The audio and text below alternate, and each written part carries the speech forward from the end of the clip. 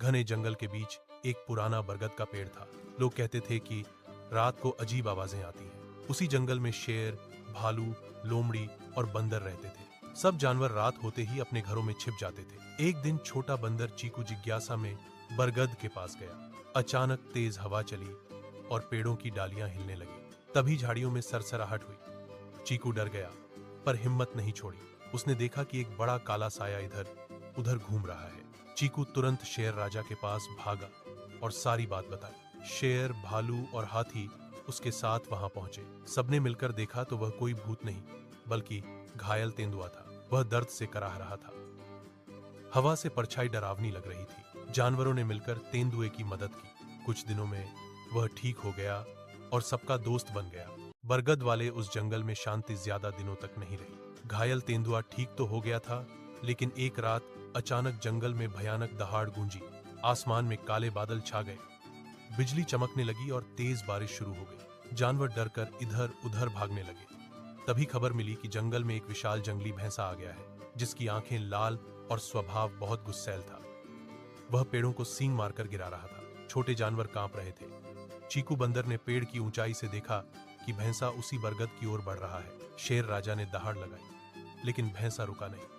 तभी अचानक जमीन हल्की सी कांपी और पुरानी सूखी डाल टूटकर गिर पड़ी। अंधेरे में सबको लगा जैसे जंगल खुद गुस्से में है। तेंदुआ भी गरजते हुए आगे आया। हाथी ने अपनी सूंड से मिट्टी उछाली, जिससे भैंसा कुछ पल के लिए घबरा गया। मौका देखकर शेर और तेंदुए ने मिलकर उसे जंगल की सीमा की ओर खदेड़ दिया। भैंसा आखिरकार भाग गया। बारिश थमते ही सबने राहत की सांस ली। भैंसे के भाग जाने के बाद जंगल में कुछ दिन शांति रही, लेकिन असली खतरा अभी खत्म नहीं हुआ था। एक रात फिर से वही भयानक दहाड़ सुनाई दी, पर इस बार आवाज और भी गहरी थी। आसमान साफ था, फिर भी हवा ठंडी और अजीब लग रही थी। चीकू बंदर ने देखा कि जंगल के किनारे आग जैसी लाल चमक दिखाई दे रही है। शेर राजा ने तुरंत सभा बुलाई। तेंदुआ, भालू, हाथी और बाकी जानवर इकट्ठा हुए। तभी लोमड़ी हाँफती हुई आई और बोली कि जंगल के दूसरे हिस्से में कुछ इंसान मशाल लेकर घूम रहे हैं। सबके मन में डर बैठ गया, क्योंकि इंसानों के साथ हमेशा खतरा आता था। धीरे धीरे धुआं फैलने लगा। सूखी घास में आग लग चुकी थी। लपटें ऊंची होती जा रही थी और छोटे जानवर घबराकर इधर उधर भाग रहे थे। हाथी ने तुरंत पास की नदी से पानी लाकर आग पर डालना शुरू किया। भालू और तेंदुआ छोटे जानवरों को सुरक्षित जगह पहुंचाने लगे। चीकू और उसके साथी पेड़ों से सूखी डालियां तोड़कर आग की दिशा बदलने की कोशिश करने लगे। आग तेजी से बढ़ रही थी।